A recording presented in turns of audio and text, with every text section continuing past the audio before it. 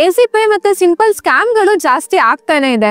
In fact ಒಂದು lady ಈ ರೀತಿ ಸ್ಕ್ಯಾಮ್ ಇಂದ 1 ಲಕ್ಷನ ಕಳ್ಕೊಂಡಿದ್ದಾರೆ. ಈ ಸ್ಕ್ಯಾಮ್ ಅಲ್ಲಿ ನಿಮ್ಗೆ ಮೊದಲಿಗೆ ಸ್ವಿಗ್ಗಿ ಅಥವಾ ಬ್ಲಿಂಕಿಟ್ ಕಡೆಯಿಂದ ಒಂದು ಫೇಕ್ IVR ಕಾಲ್ ಬರುತ್ತೆ.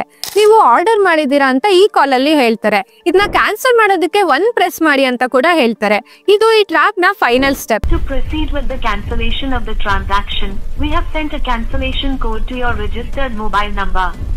Please enter the code to cancel this suspicious transaction.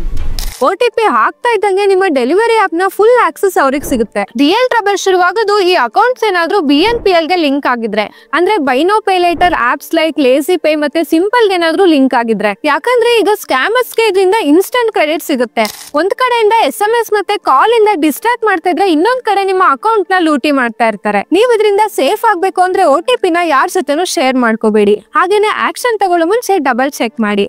ಮತ್ತೆ BNPL ರೀತಿ ಅಕೌಂಟ್ಸ್ ಗಳಲ್ಲಿ ಯಾವಾಗ್ಲೂ ಮಿನಿಮಮ್ ಬ್ಯಾಲೆನ್ಸ್ ನ ಮೇಂಟೈನ್ ಮಾಡಿ. ಅಕಸ್ಮಾತ್ ಅಮೌಂಟ್ ಏನಾದ್ರೂ ಡಿಡಕ್ಟ್ ಆಗ್ತಾ ಇದ್ರೆ ಅಕೌಂಟ್ ನ ಬ್ಲಾಕ್ ಮಾಡಿ. ಹಾಗೆ 1930 ಗೆ ಕಾಲ್ ಮಾಡಿ ಮತ್ತೆ cybercrime.gov.in ಗೆ ರಿಪೋರ್ಟ್ ಮಾಡಿ.